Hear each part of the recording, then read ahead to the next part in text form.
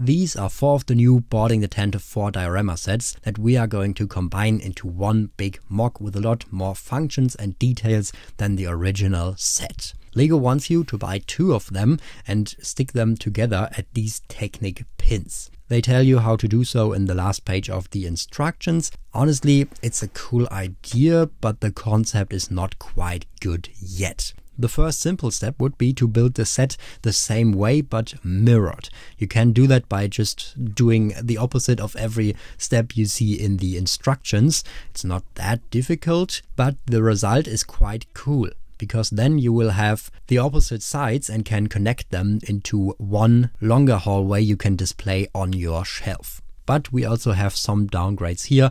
For example, these Technic lift arms in the front. Of course, you need them to use this function, but I kind of would have preferred them on the back side. So that's what we are going to do in our mock later on.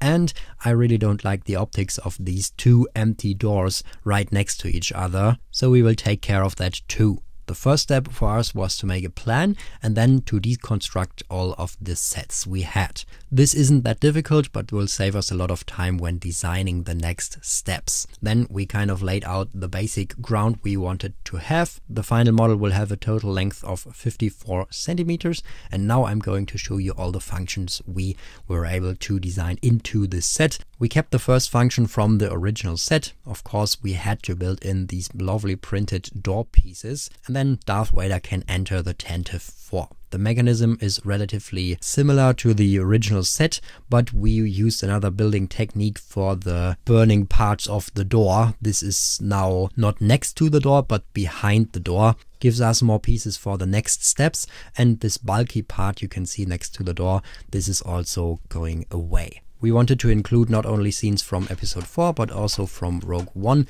and this was accomplished by this transparent stick coming out of the wall. You might remember that epic scene where Vader just used the Force to lift up this rebel trooper and split it in half. Well, you can do it with this set too. If you wanted to look even better, you can use this transparent rod element.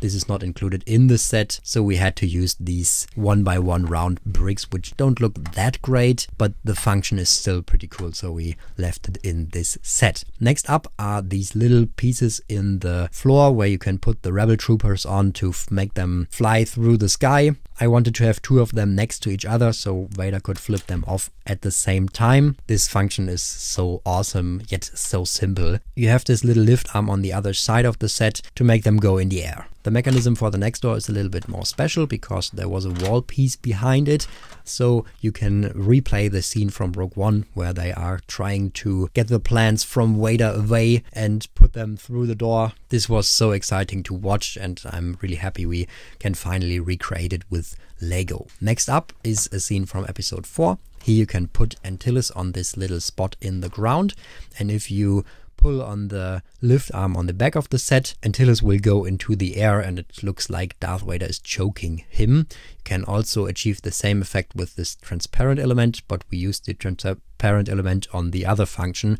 so we had to come up with a new way to do this. On the left side of the mock you can place Vader like he was standing in Rogue One and looking after the Tantive IV after the rebels escaped. Pretty amazing scene. And you can also use the Force push or pull effect like Luke did in the Mandalorian show or the Dark Trooper attack set from 2 years ago. But you might be asking what is behind this special door here.